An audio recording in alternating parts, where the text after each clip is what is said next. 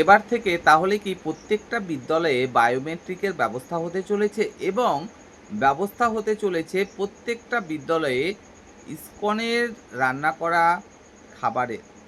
চলুন এই বিষয় নিয়েই বাস্তব বিষয়টা তুলে ধরতে চলেছি আজকের এই ভিডিওর মাধ্যমে, যে বাস্তবতা কতটুকু। দেখুন, আমাদের উচ্চশিক্ষা মন্ত্রী তিনাকে কিন্তু বেশ কিছু প্রশ্ন করা হয়েছিল সাংবাদিকদের পক্ষ থেকে। তিনি মন্তব্য করেছেন, তিনি জানিয়েছেন, হ্যাঁ, এখন থেকে ইসকনের তৈরি রান্না খাবার কিন্তু মিড ডে মিল হিসাবে দেওয়া হবে।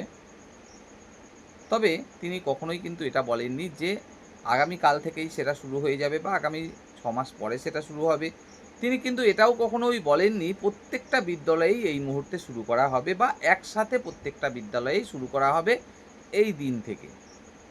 কারণ ইসকনের তৈরি যে খাবারটা সেটা যে মিড ডে মিল হিসাবে প্রত্যেকটা বিদ্যালয়ে পৌঁছে দেওয়া হবে, তার জন্য কিন্তু অবশ্যই প্রতিটা জেলাতেই প্রতিটা ব্লকেই একটা করে রান্নার সেটআপ তৈরি করা প্রয়োজন। কেন প্রয়োজন?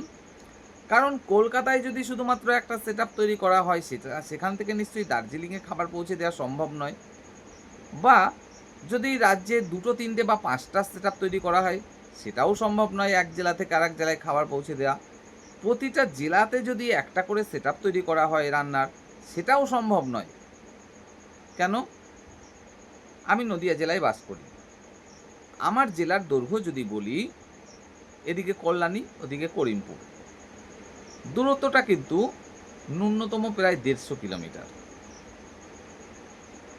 150 কিলোমিটারের যে দূরত্ব, নিশ্চয়ই কল্যাণীর তৈরি খাবার করিমপুরে পাঠানো বা করিমপুরে তৈরি খাবার কল্যাণী পাঠানো সম্ভব না।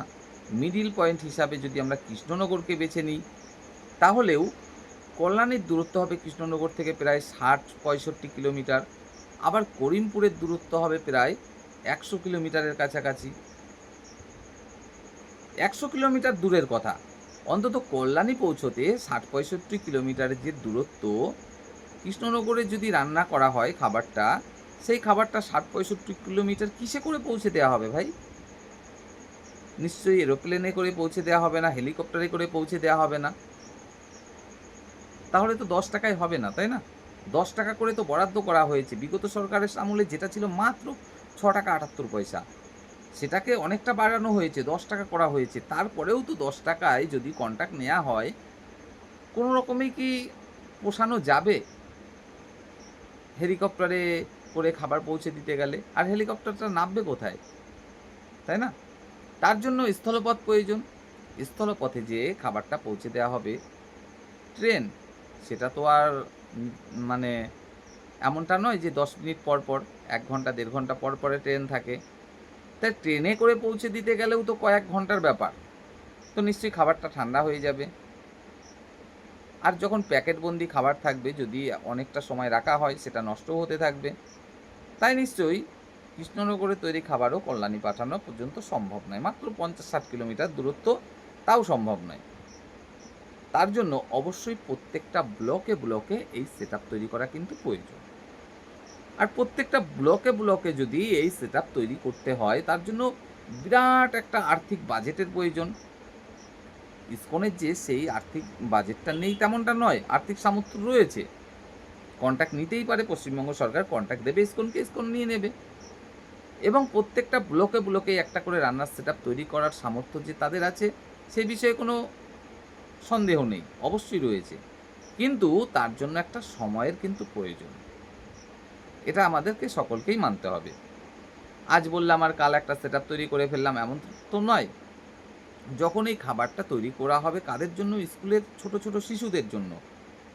তখন তার অবশ্যই গুণমান যেমন ঠিক থাকতে হবে, তেমনি পরিষ্কার পরিচ্ছন্ন ব্যাপারটা থাকতে হবে। সেরকম প্রচুর কর্মী নিয়োগ করতে হবে, যেখানে রান্না করা হবে সমস্ত সেটআপটা তৈরি, মানে একটা সময়ের কিন্তু ব্যাপার রয়েছে। তো ততদিন পর্যন্ত এই মিড ডে মিল যেমনটা চলছে তেমনটাই চলবে। এবং একই সাথে একই দিনে পশ্চিমবঙ্গের সমস্ত বিদ্যালয়ের জন্য যে এই ব্যাপারটা হতে চলেছে তেমনটা নয়। অবশ্যই ইসকনকে টেন্ডার দেওয়া হবে, ইসকন টেন্ডার নেবে, ইসকন হয় দেখা যাবে যে কলকাতা বা তার সাথে আরও দুটো একটা শহর, সেখানে এই মিড ডে মিলের কাজটা শুরু করলো। তারপরে ধীরে ধীরে প্রত্যেকটা জেলাতে একটা দুটো করে বাড়াতে থাকলো এই সেটআপ, এবং আস্তে আস্তে প্রত্যেকটা ব্লকে ব্লকে এই সেটআপ তৈরি করলো। তারপর থেকে পুরোদমে চলতে থাকলো স্কুলের তৈরি রান্না করা খাবার। অর্থাৎ বিষয়টা হচ্ছে এরকমই যে আগামী দিনে 100% নিশ্চিত ইসকনের তৈরি রান্না করা খাবারই মিড ডে মিল হিসাবে ব্যবহার হতে চলেছে। তবে সেটা সময় সাপেক্ষ। তবে এটুকু নিশ্চিত, এটা যদি হয় নিশ্চিতভাবে গুণমান সম্পন্ন খাবারই কিন্তু বাচ্চারা পাবে। আর যে বিষয়টা নিয়ে আলোচনা করতে চলেছিলাম সেটা হচ্ছে বায়োমেট্রিক বিদ্যালয়ে বিদ্যালয়ে। আমাদের উচ্চশিক্ষা মন্ত্রীর কাছে এই প্রশ্নটা করেছিলেন সাংবাদিকরা। তিনি যেটা জানালেন, এই মুহূর্তেই যে প্রতিটা বিদ্যালয়ে বায়োমেট্রিকের ব্যবস্থা হতে চলেছে তেমনটা কিন্তু নয়, তবে হতে চলেছে। সরকারের মাথায় রয়েছে এই বিষয়টা এবং ওনারা এটা নিয়ে ভাবছেন।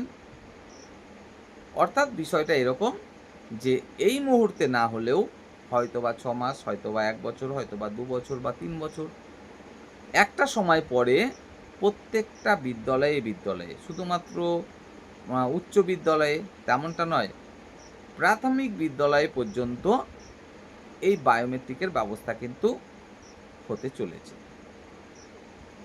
অবশ্যই যদি বায়োমেট্রিকের ব্যবস্থা হয় সেটা কিন্তু সত্যিই নিঃসন্দেহে একটা ভালো উদ্যোগ হবে সরকারের পক্ষ থেকে। কেন? আমি নিজেও একজন কর্মী হিসাবে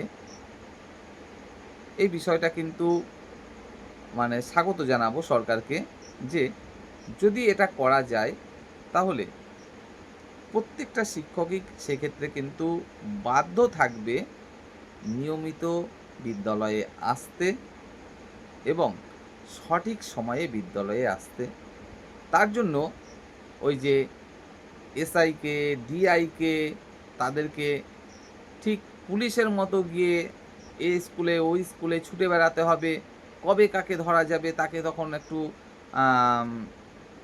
কড়াভাবে কথা বললাম বা তার সার্ভিস বুকের বিষয়টা তুলে ধরলাম, এগুলো করতে হবে তেমনটা নয়। আসবেন বিদ্যালয়ে, ফিঙ্গারপ্রিন্ট দেবেন, ব্যাস আপনার অ্যাটেন্ডেন্স হয়ে গেল। যখনই দেবেন না আপনি অ্যাবসেন্ট থাকলেন। 11টার বদলে যখন আপনি 11:20-তে বিদ্যালয়ে ঢুকবেন আর ফিঙ্গারপ্রিন্ট দেবেন, সেভাবেই আপনার প্রেজেন্ট হবে। খুব ভালো একটা উদ্যোগ কিন্তু হবে।